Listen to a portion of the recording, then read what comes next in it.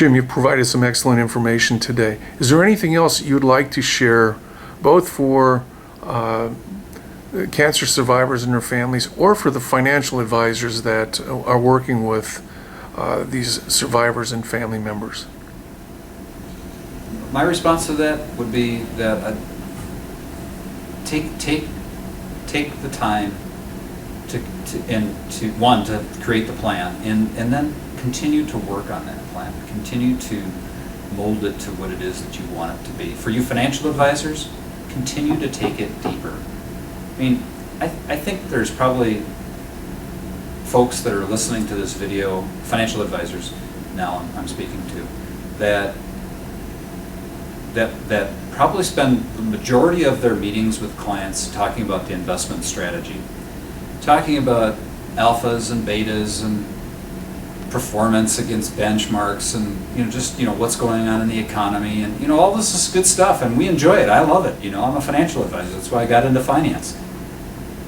Interestingly enough, I don't think the clients like it as much. and I think we lose them, one, with the jargon, two, it's kind of like, if you've ever experienced, like I have, where there's one spouse of the couple that is really into it and another spouse isn't, use that as your guide to realize that if you're not keeping the attention of the non-financial spouse, then you're spending too much time talking about stuff that isn't important to them. So what I mean by taking it deeper, ask them those questions, probing questions, open-ended questions, to get into more of the depth of the 6 areas of financial planning. Spend one meeting, as I was just mentioning a little bit before, that I'm spending quite a bit of time in our meetings, client meetings today, talking about the charitable aspects of the client's financial plan. And that's just one example. How about, Jake, you mentioned the estate plan. By the way, estate planning and charitable planning can go hand in hand.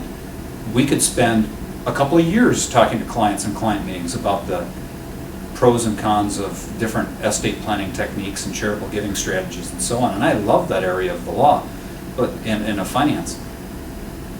But it's not just about what we want to espouse. It's all about what the client needs, what the client's looking for. And many times the client doesn't even know what they're looking for. So spend the time, ask the probing questions to try to really understand the client and understand what information that they're looking for. And then ask the question, ongoing, am I providing you the information and the resources that you need? Are there other things that you'd like us to be talking about? And you might even have a list of examples, because a lot of times you ask a general question like that, people say, no, you're doing a great job, keep doing it. Well, but if I asked you, well, what about your charitable plan? Oh yeah, that would be good.